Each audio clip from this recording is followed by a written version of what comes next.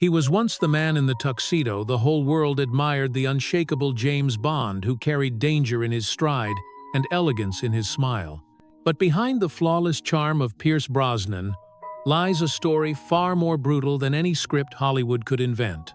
For decades, the Irish boy who grew up without a father learned to hide his pain in silence. He became the man millions adored on screen, yet off-screen he has stood beside the graves no husband, no father, no human being should ever have to face.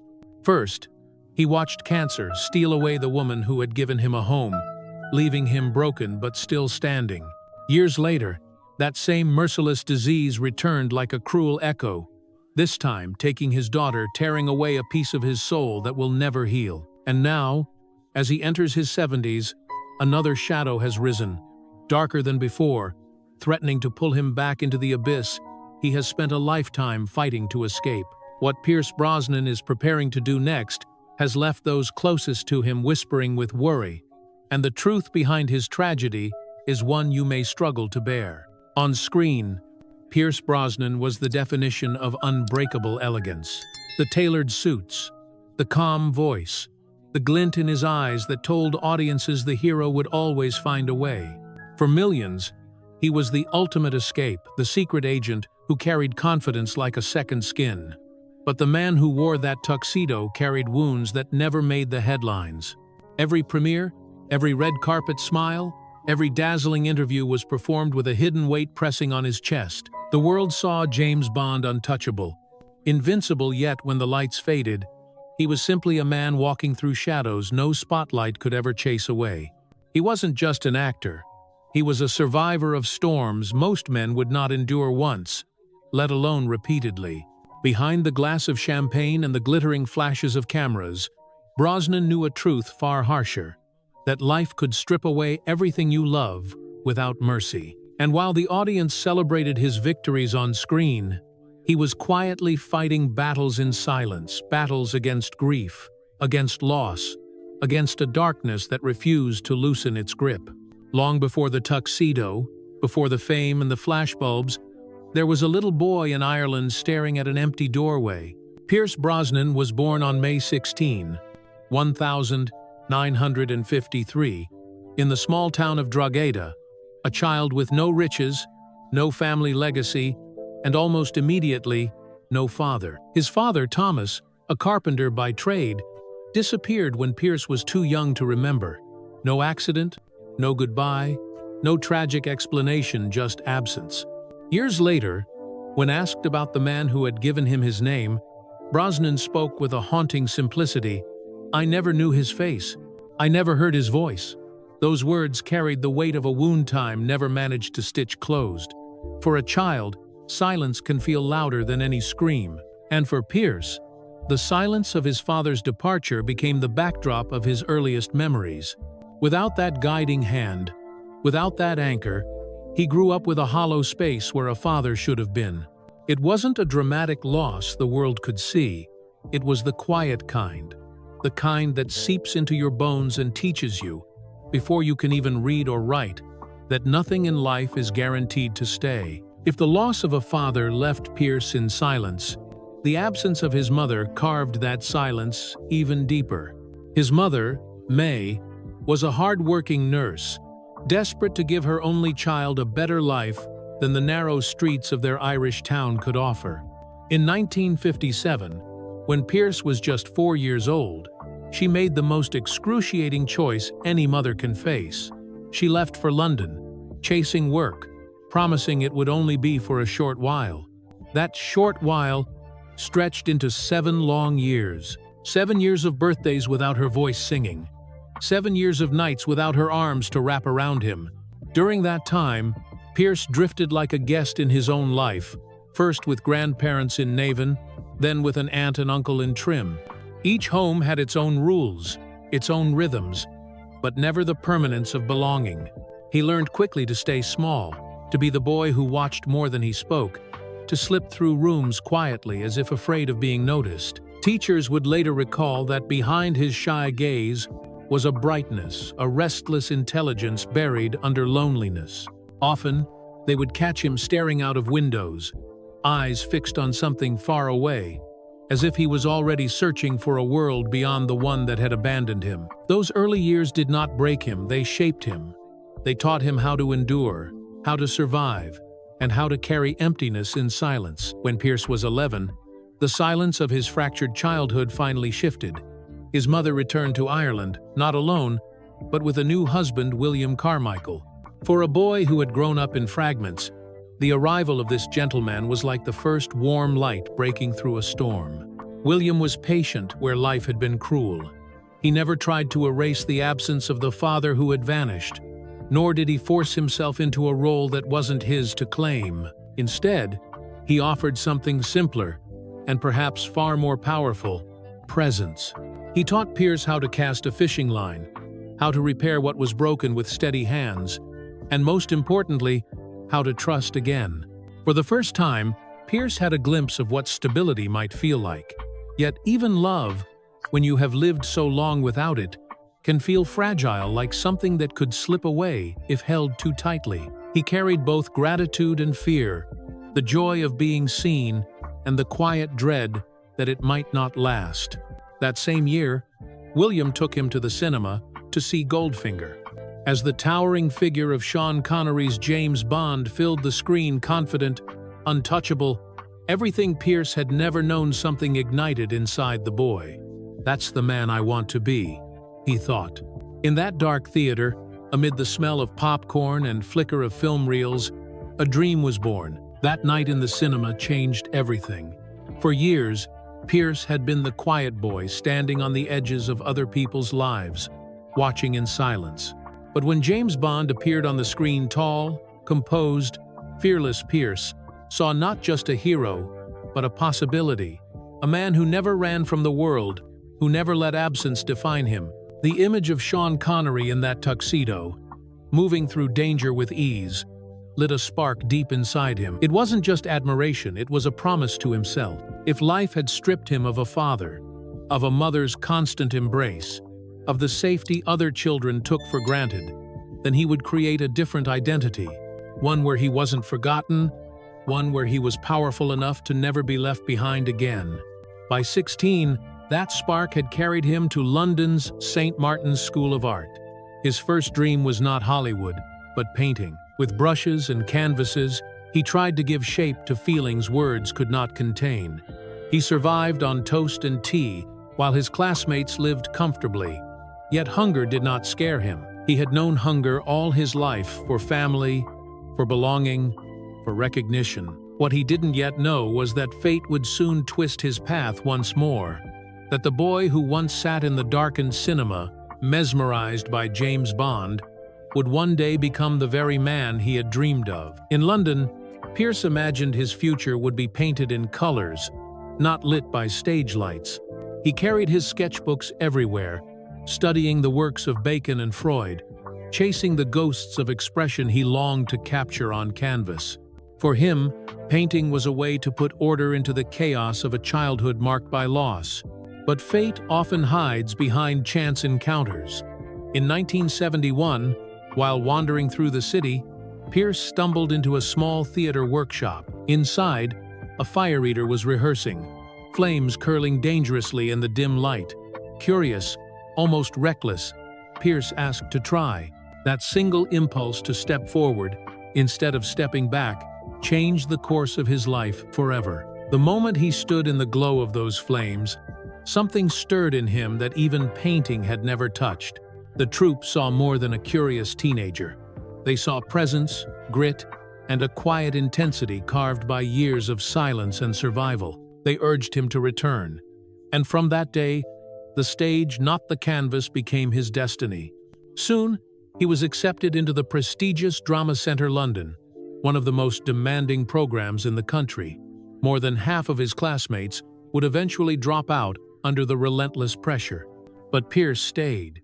He had lived through storms no classroom could rival, and he carried with him a hunger far deeper than ambition. It was the hunger of a boy who had started with nothing, determined never to end there.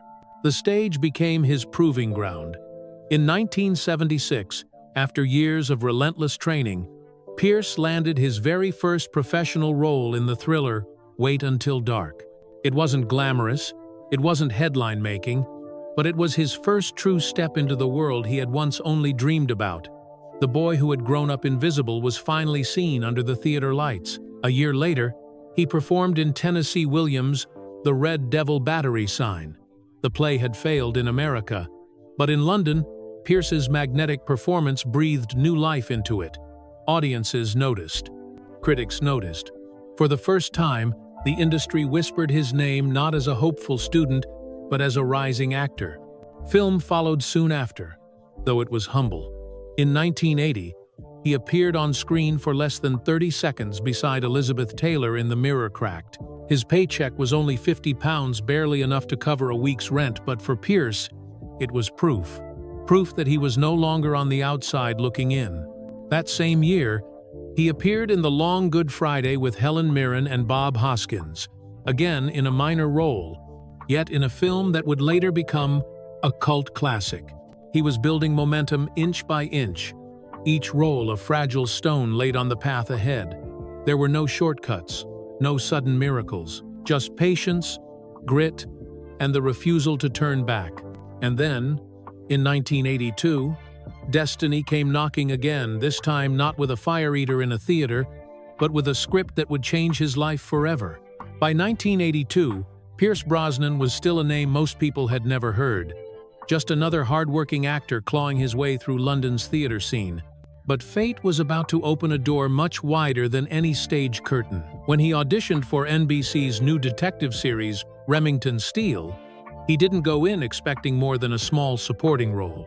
Yet the moment he walked into the room, everything shifted. The producers had imagined an older, seasoned American charmer for the part. What they found instead was an Irishman with sharp cheekbones, a quiet intensity, and a presence that filled the room before he even spoke a word. Brosnan wasn't the actor they had pictured, but he was exactly the one they needed. Instead of a minor role, they handed him the lead. On the 1st of October, 1982, Remington Steele premiered to 15.6 million viewers each week. Within months, the show aired in over 80 countries, turning Pierce Brosnan into an international household name almost overnight. For the first time, the world looked at him not as a background player, but as a star. Yet with that fame came a new shadow. Almost immediately, critics and fans began whispering the same phrase: the next James Bond. The tuxedo, the wit, the charm, he seemed born for it. It was both a blessing and a burden. Pierce was suddenly on the brink of the very destiny he had once dreamed of in a dark cinema as a boy.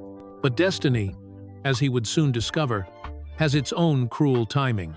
The whispers soon reached the ears that mattered most. In 1983, while visiting the set of For Your Eyes Only, Pierce Brosnan was introduced to legendary Bond producer Albert "Cubby" Broccoli. Brosnan wasn't even auditioning that day, he was simply there to support his wife, Cassandra Harris, who had a small role in the film. But Cubby noticed him immediately. Turning to a colleague, he famously remarked, "If he can act, he's my guy." It felt like destiny itself had spoken.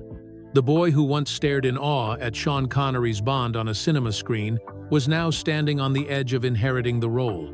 But Hollywood has a way of dangling dreams only to snatch them away. Roger Moore, then preparing to step down as 007, was persuaded to return for one more film with an unprecedented offer. Brosnan's chance evaporated in an instant. He had been close enough to touch the dream, only to watch it slip through his fingers. 3 years later, in 1986, history repeated itself. Remington Steele was cancelled, and once again Pierce was free just as the Bond role opened. Negotiations began. Excitement built, and for a moment it seemed inevitable. But before the ink could dry on any contract, NBC abruptly revived Remington Steele for another season. Bound by contract, Brosnan could only watch as the role he had longed for went instead to his friend Timothy Dalton. In public, he smiled, gracious and composed. In private, the disappointment cut deep. For the next 8 years, what fans would later call the lost Bond years, he carried that ache silently, never knowing if the dream would come again. For most actors, losing James Bond once would have been enough to break the spirit. For Pierce Brosnan, it happened twice. The role that seemed written into his very destiny had slipped away, not because he wasn't good enough, but because of circumstances beyond his control. To the world, he was still a rising star, but inside, he carried the sting of missed fate. The 8 years that followed became known as the Lost Bond years. During that time, Pierce never stopped working. He threw himself into thrillers like The Fourth Protocol, in which he played a chilling KGB assassin. He explored darker, more atmospheric roles in films like Nomads, and even poked fun at the Bond image in a series of playful Diet Coke commercials, Tuxedo, Charm, and all. Every project was a reminder of both his versatility and of the role that continued to elude him. Audiences and critics kept asking the same question: when will he be Bond? The whispers became a constant echo, shadowing every performance, every interview. Yet Pierce never allowed bitterness to surface. He carried himself with quiet patience, the same endurance that had defined him since childhood. He knew something that others didn't, that sometimes life takes the long way around to deliver what is meant for you. And then, in 1994, the call finally came. After years of waiting, of false starts and near misses, Pierce Brosnan was no longer just the man rumored to be James Bond. He was James Bond. When the call came in 1994, Pierce Brosnan was no longer the hungry newcomer chasing dreams in the dark. He was a man tempered by rejection, seasoned by years of proving himself, and hardened by personal storms. This time, he was ready. The weight of expectation was immense, not just for him, but for the Bond franchise itself. The studio was struggling. The legacy of 007 was fading, and GoldenEye was the gamble that could either save it or bury it forever. Brosnan carried that responsibility on his shoulders with the quiet determination of someone who had already survived far worse in life. On set, he performed most of his own stunts, including a heart-stopping 220-meter dam bungee jump, a stunt so dangerous that even the insurers refused coverage. It wasn't just spectacle. It was Brosnan proving to the world, and to himself, that he belonged in the tuxedo. When GoldenEye premiered in 1995, it didn't just succeed, it exploded. The film earned $353 million worldwide, resurrecting James Bond for a new generation. Audiences were mesmerized, critics were silenced, and suddenly, Pierce Brosnan wasn't just playing Bond, he had become Bond. 3 more films followed, together grossing over $2 billion, cementing him as the face of 007 for millions of fans. Even Steven Spielberg once approached him with the possibility of playing Indiana Jones, but Brosnan turned it down. Nothing, not even the lure of another iconic role, could tempt him away from Bond. It was more than a part. It was the fulfillment of a promise he had made to himself as an 11-year-old boy, staring at Sean Connery on the big screen. For nearly a decade, he was untouchable, the embodiment of charm, wit, and steel. But as Pierce would learn, Hollywood giveth, and Hollywood taketh away. And sometimes, the cruelest blows don't come from enemies, but from the very hands that once lifted you up. By the early 2000s, Pierce Brosnan was at the height of his career. Die Another Day had become the highest-grossing Bond film to date, earning over $431 million worldwide. To the audience, it seemed certain he would remain James Bond for years to come. But behind closed doors, a very different story was unfolding, one that would shatter his trust in the very franchise he had helped resurrect. In 2004, while filming After the Sunset in the Bahamas, his phone rang. The call lasted less than a minute. The voice on the other end was polite, almost cold. "You were a great James Bond. Thank you. Goodbye." Just like that, his tenure as 007 was over. No warning, no negotiation, no chance to say farewell. What hurt most wasn't the loss of the role, it was the betrayal. For nearly 2 years, producers had secretly auditioned younger actors to replace him, all while letting Brosnan believe the future was still his. He had given the franchise his body, risking dangerous stunts, his charisma, his name only to be discarded with a single phone call. The impact was immediate and brutal. 3 major film deals vanished overnight. His salary offers plummeted from $12 million to barely $3 million. Studios began labeling him "To Bond," an image so iconic it became a prison. And for the first time in decades, Pierce Brosnan, the man who had survived abandonment, poverty, and grief, found himself drowning in a different kind of loss: erasure. His children would later recall the moment they saw him cry watching the trailer for Casino Royale. It wasn't envy, it wasn't anger, it was grief, the hollow ache of watching another man wear the life he had built, and realizing it was gone forever. For Pierce, losing Bond was more than losing a job. It was losing a piece of himself. Long before tuxedos, red carpets, and international premieres, Pierce Brosnan found something far more precious than fame: a home. In the late 1972, when his career was still uncertain, he met actress Cassandra. She was everything he wasn't yet established: magnetic, a woman whose presence could command any room. But what captivated Pierce wasn't her beauty, though she was striking. It was her warmth, the way she made the world feel less lonely. Cassandra was already a mother of 2, Charlotte and Christopher, from her previous marriage. Many men might have hesitated at the idea of stepping into an instant family, but not Pierce. He embraced them without a second thought, not as burdens, not as someone else's children, but as his own. For the first time, the boy who had grown up drifting between relatives finally belonged to a family that felt whole. They married in 1980, and 3 years later welcomed their son, Sean. In photographs from that period, Pierce's smile is different, softer, grounded, full of a joy deeper than stardom could ever give. He would later admit, "I wasn't a father, I was just Pierce, and then I became daddy." In Cassandra, he found not only love, but stability. She gave him a foundation, a place where laughter echoed through the house, where birthdays and dinners became sacred rituals, where love wasn't fleeting, but steady.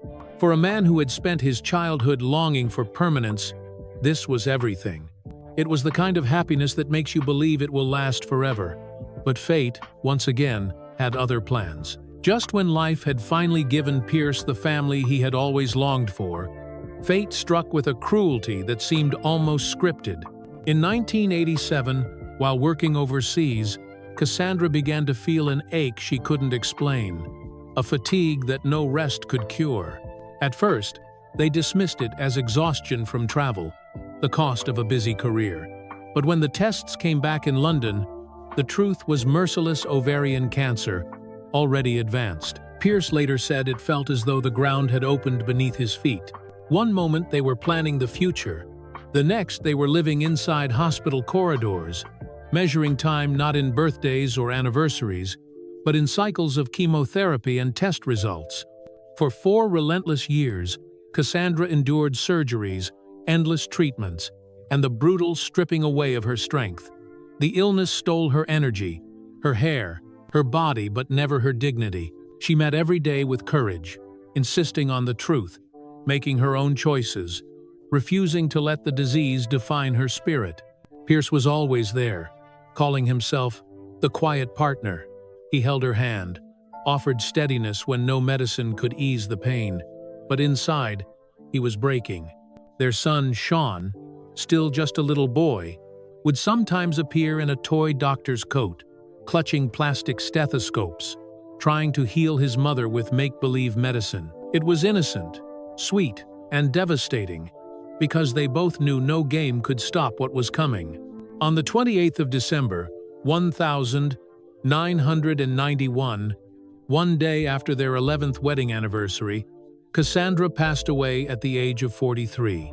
Pierce was by her side, Christopher nearby, Charlotte speaking to her mother on the phone, Sean too young to understand that the silence in the house would never lift again.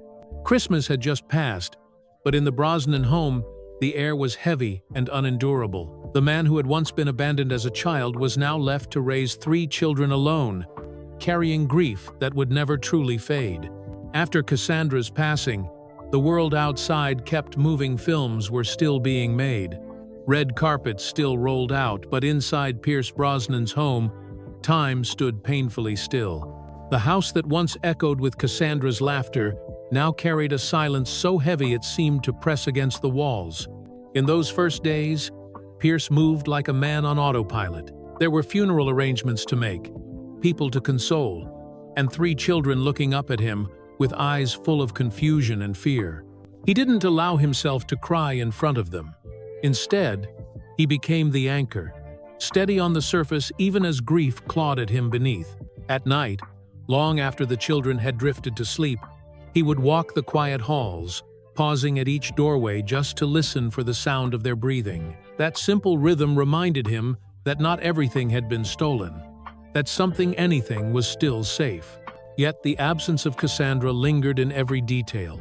The smell of her perfume that clung to the air, the empty space at the dinner table, the milestones she would never see. Even at the height of his career, when the cameras demanded charm and composure, Pierce carried this invisible sorrow. Behind the flawless tuxedos and effortless smiles was a man living with wounds the world could not see. Years later, when asked about that time, he would admit that grief had not left him. It had rooted itself into the very architecture of his life, becoming something he carried silently, every day, like an unseen scar. It seemed unbearable, as if nothing could cut as deeply as losing Cassandra. But life, relentless and cruel, was not finished with him yet. For years, Pierce believed that nothing could ever match the agony of losing Cassandra. That wound was so deep, so absolute, it seemed impossible for life to strike him harder. But then, decades later, it returned wearing the same merciless face, this time aimed at the future rather than the past. Charlotte, Cassandra's daughter whom Pierce had raised as his own, grew into a woman who radiated her mother's warmth. She carried Cassandra's grace in her smile, her steadiness in chaos, and her quiet resilience. To Pierce, she wasn't just his daughter by adoption, she was flesh of his heart, a reminder of the love that had once made him whole. And then came the signs, a vague ache, fatigue. At first, nothing that would alarm an outsider, but Pierce knew. He had lived this rhythm before the uneasy silence, before devastation, the dread that creeps in like a shadow you can't shake. When the diagnosis came, his worst fear was confirmed: ovarian cancer. The same disease that had stolen her mother was now coming for Charlotte. For 3 unrelenting years, Charlotte endured surgeries and endless rounds of chemotherapy. Each treatment stole pieces of her strength, but never her spirit. Like her mother, she refused to be defined by illness. What she wanted wasn't pity, it was time. Time with her children, Isabella and Lucas. Time to show them courage could outlast pain. In June 2013, with her body failing, Charlotte did something extraordinary. She put on a white dress, stood tall despite her trembling hands, and married the man who had stayed by her side.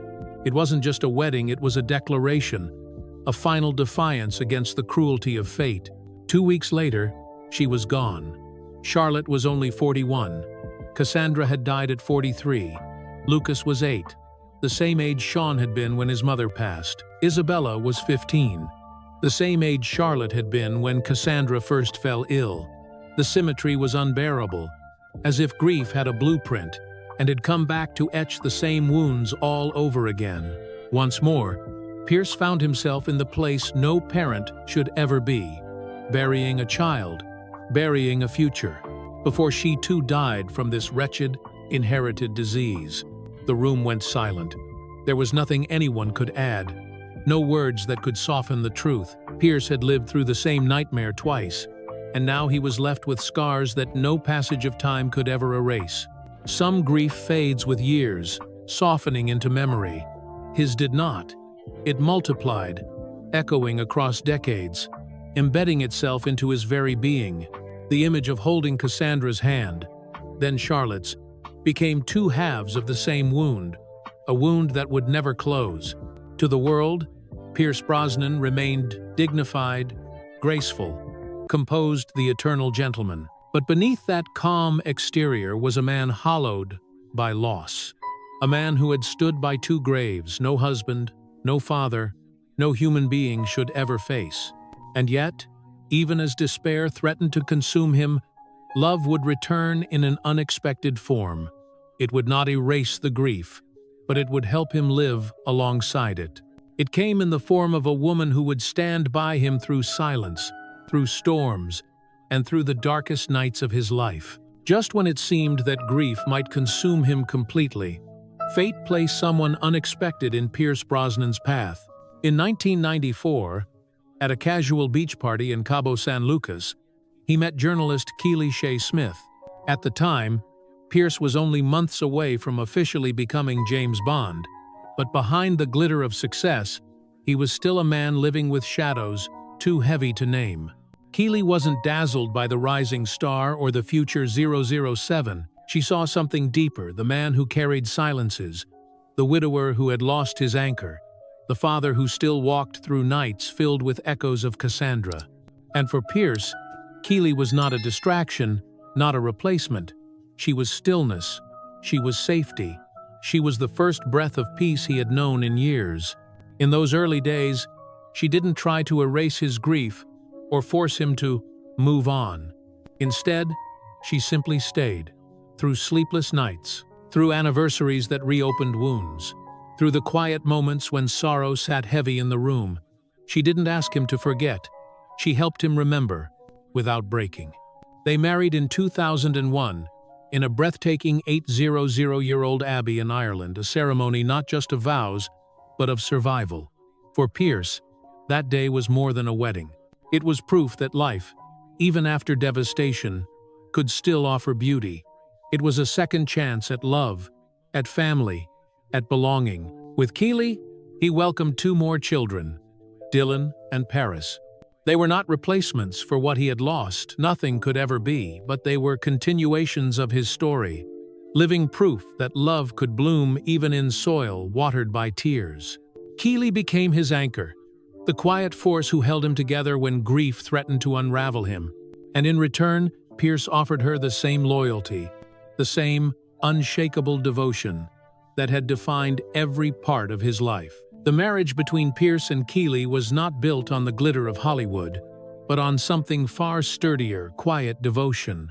Unlike the roles he played on screen, there were no cameras here, no scripts, only the simple rituals of family life that Pierce had long yearned for.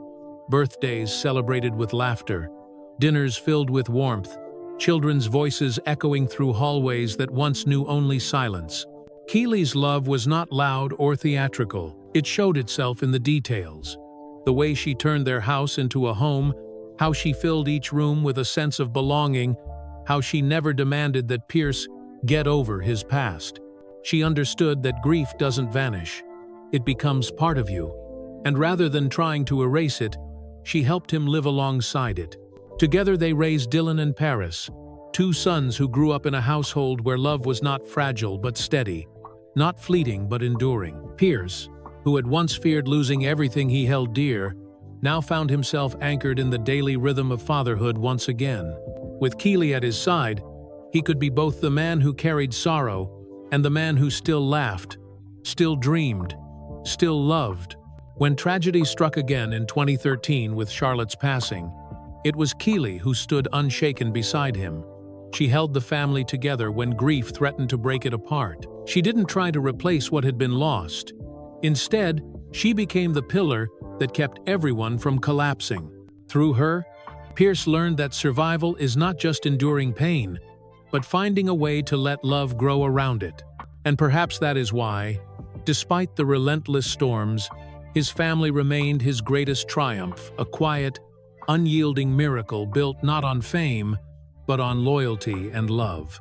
Not every loss comes with a funeral. Some unfold slowly, quietly, until one day you wake up and realize someone you love has slipped away in plain sight.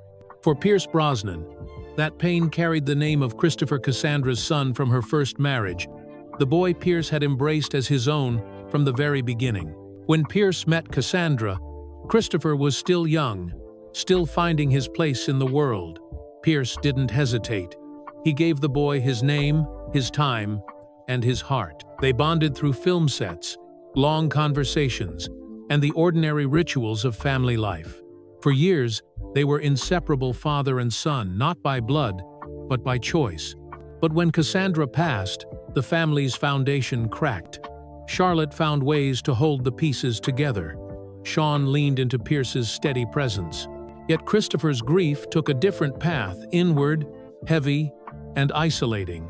Slowly, shadows crept into his life. Struggles with addiction emerged, first quiet, then impossible to hide. What began as whispers grew into arrests, near tragedies, and painful headlines.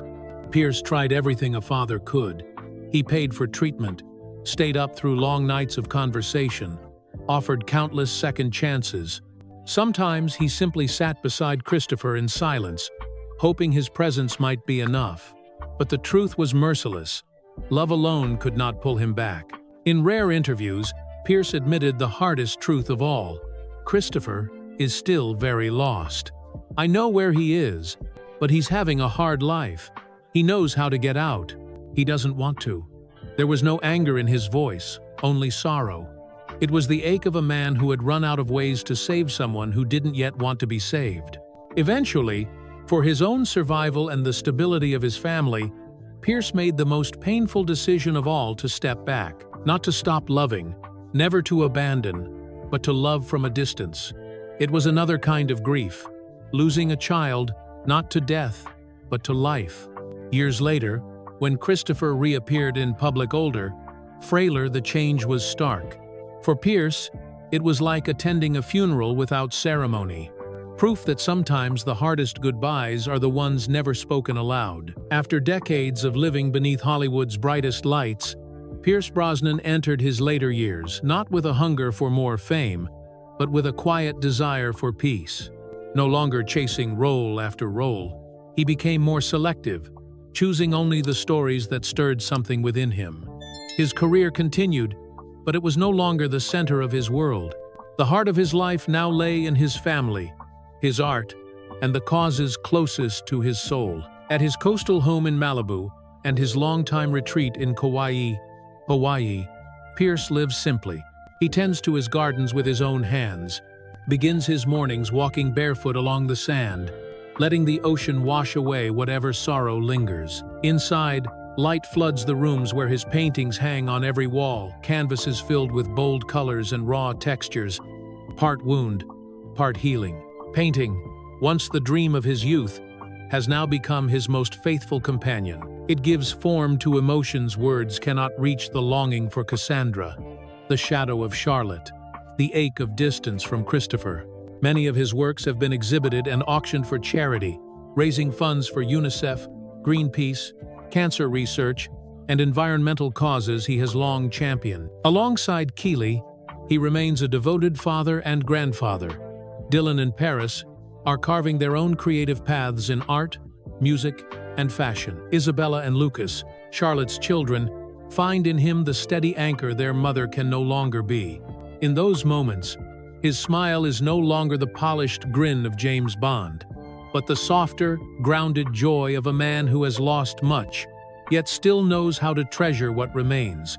Now, in his 70s, Pierce does not speak of power, but of gratitude for the sea, for art, for those he has loved, and those who continue to walk beside him. That, perhaps, is his greatest legacy, a heart fractured many times, but one that has never stopped beating for love. For much of the world, Pierce Brosnan will always be remembered as James Bond, the tuxedo, the gun, the unshakable charm. But when history writes his story, his true legacy will not be measured in box office numbers or iconic catchphrases. It will be written in something far deeper: his resilience in the face of relentless tragedy, and the love he chose to carry despite it all. He was abandoned by a father he never knew, left behind by a mother forced to seek work far away, and grew up learning to survive silence and loneliness. He rose from obscurity to become an international star, only to have his greatest professional triumph taken from him with a single phone call. And perhaps most cruelly of all, He stood by the bedsides of the two women he loved, most his wife Cassandra and his daughter Charlotte, as cancer tore them from his life. Yet through all of this, Brosnan never surrendered to bitterness.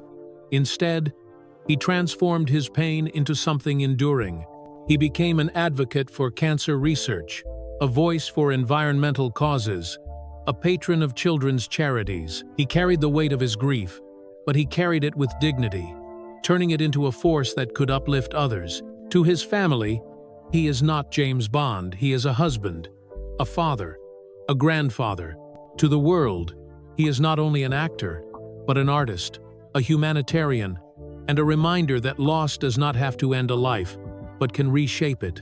His legacy is not perfection, but endurance, not invincibility, but the choice to stand, again and again, when the world gives you every reason to fall. In the end, Pierce Brosnan's story is not just about survival.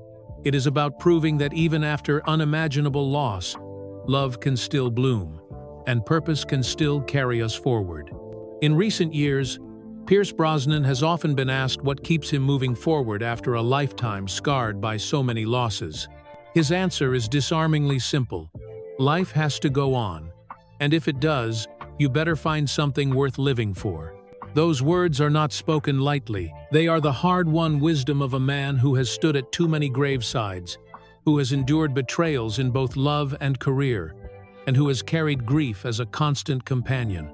Yet through it all, he has never allowed the darkness to extinguish his light.